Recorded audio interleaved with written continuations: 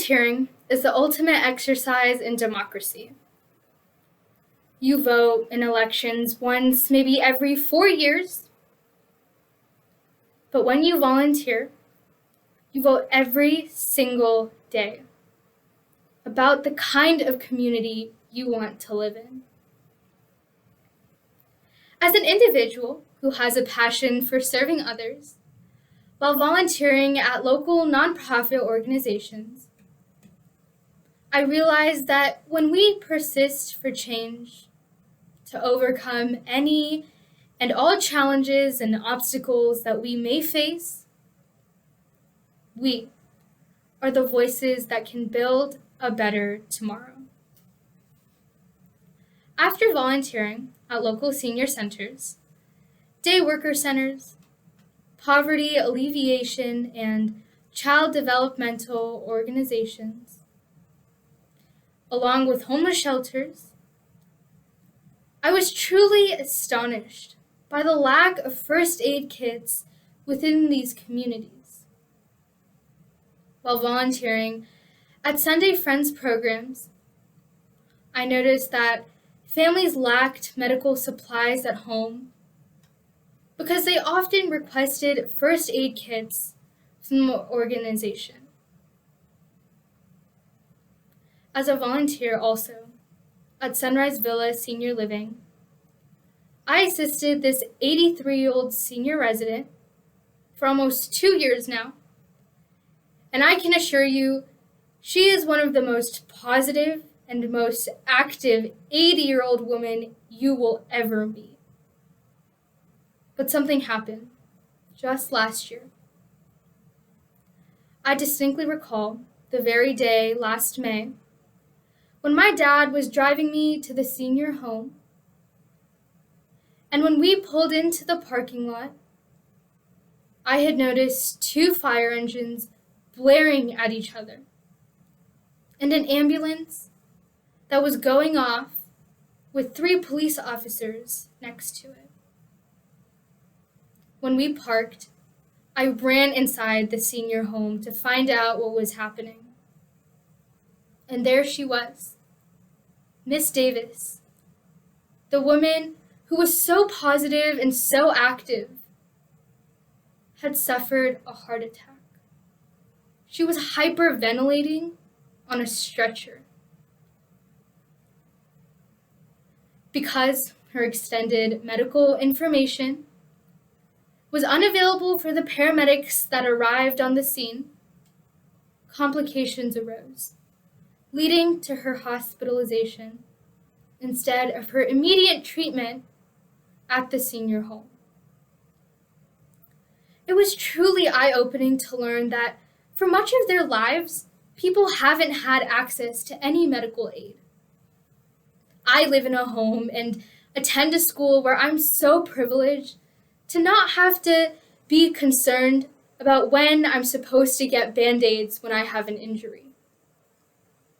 And it's especially more concerning that fewer than 1 in 5 of us even knows what basic first aid is.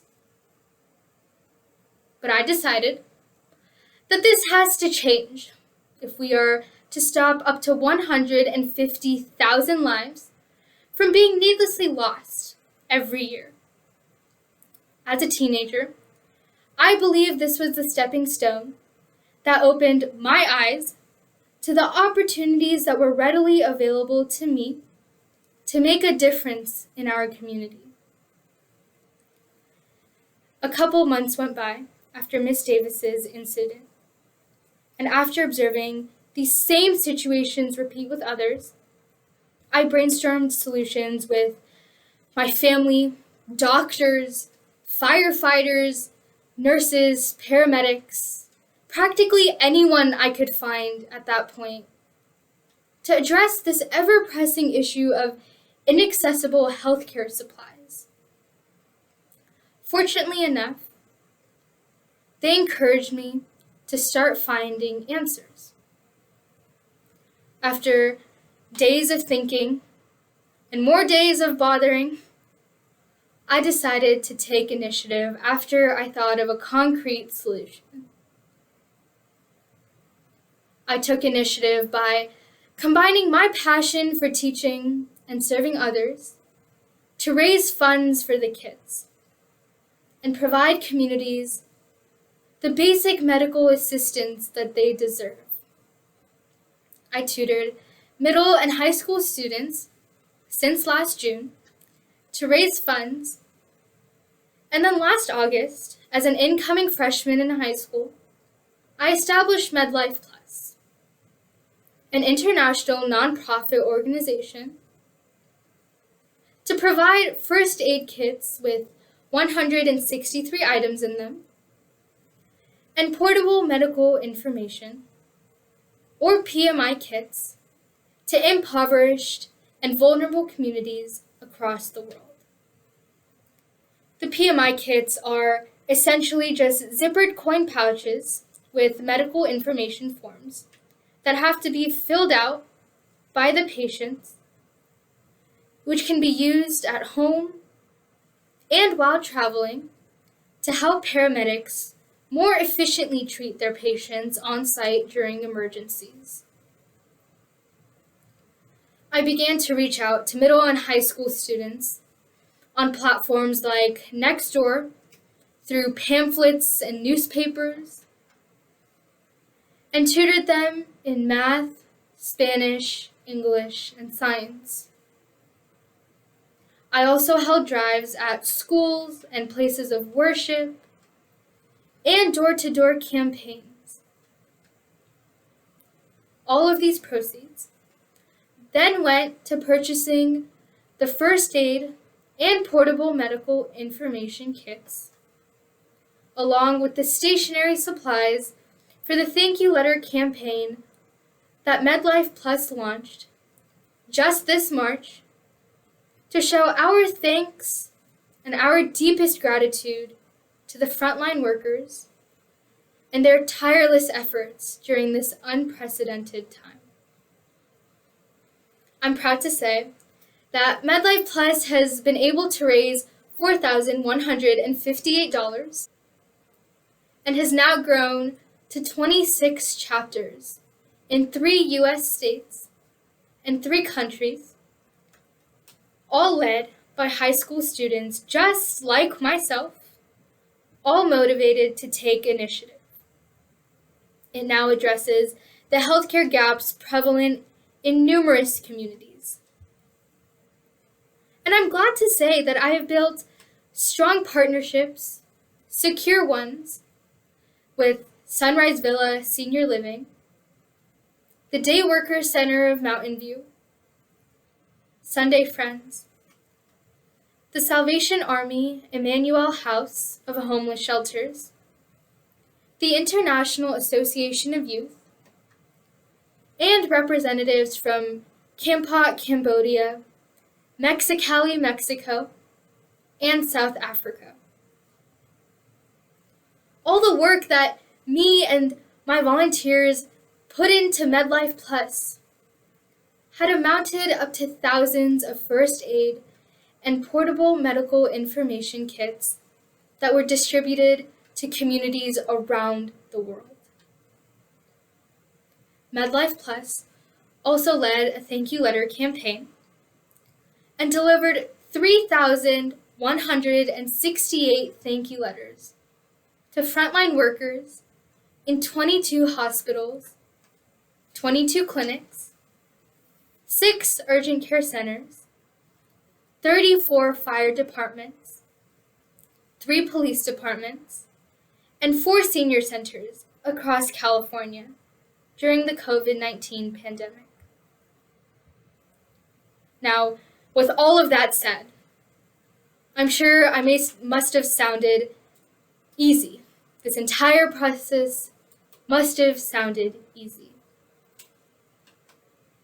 But I can assure you that I face challenges every single day in establishing Medlife Plus. And yes, it was difficult, and yes, it was tiresome, but I realized that there was a deeper driving force within me, a sense of compassion, responsibility, respect, and determination. Components that a lot of my peers, as a part of Gen Z, did not uphold.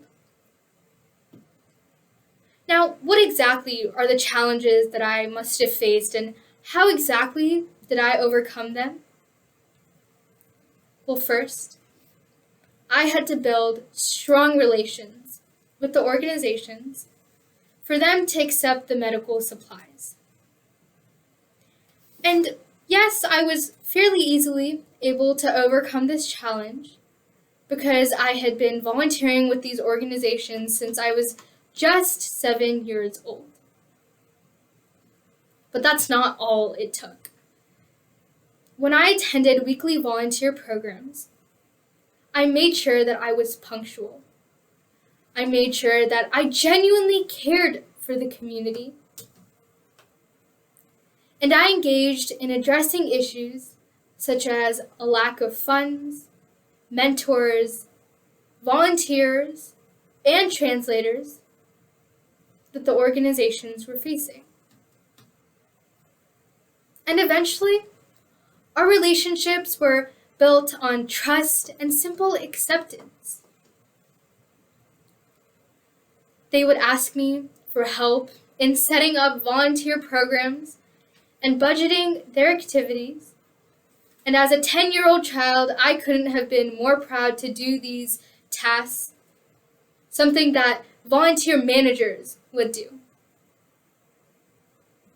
But what I realized from this was that where there is a will, there indeed is a way. And this entire process made it much, much easier for the acceptance of donating the medical supplies that Medlife Plus had to offer. Now, a second challenge, one of the major ones that I faced throughout this entire process, was the need to balance my time between academics and extracurriculars and volunteering.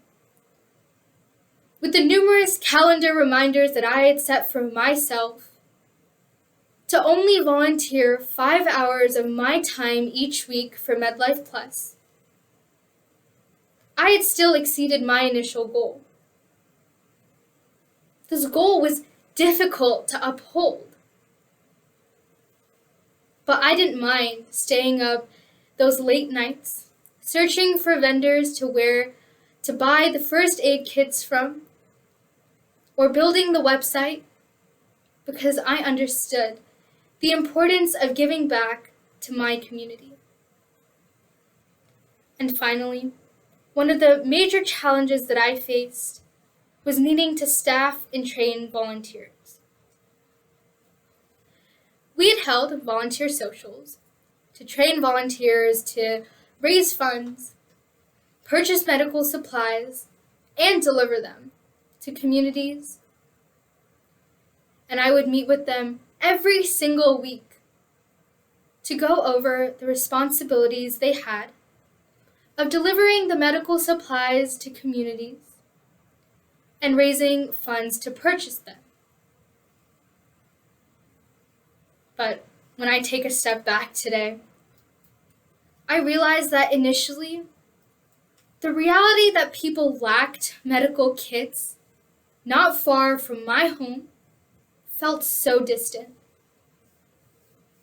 But I realized that a sense of pure compassion and pure perseverance was the deeper driving force, again within me, that could eventually bridge this healthcare gap that millions are continuing to face to this day. I'm committed to fostering passion, care, and discipline among Medlife Plus volunteers. And until every single individual has access to basic emergency medical aid, I will continue my efforts to help those in need. These challenges and the process of overcoming them has helped Medlife Plus enhance lives by addressing healthcare gaps and providing safety for our community. Many of the people I have helped, that I have talked to, I realized that also the stigma surrounding underprivileged and marginalized populations is completely untrue. Just a couple months before COVID-19 had started, I revisited the senior home to check upon Miss Davis during her tiresome recovery. And the first thing she said to me was that she couldn't have been prouder of me and the volunteers and our efforts that we have placed into establishing Medlife Plus. And I couldn't have been prouder when she told me that the very medical information kits that I donated to the senior home had helped her survive and saved her life at least twice since then. Just like Miss Davis, every single person that I have helped and I have met when giving out the healthcare supplies has received me with deep gratitude. And this thanks is most definitely reciprocated after hearing their stories. Throughout this entire process, no skill was more important to me than the power of motivation and initiative that can drive every young person, including me, to make a difference. And my greatest hope is that we can create that change. For our future and for our human dignity, we have to fight. Because I strongly believe that when we start identifying issues and persisting for change, we can gradually start turning gaps into bridges for a better tomorrow. Thank you.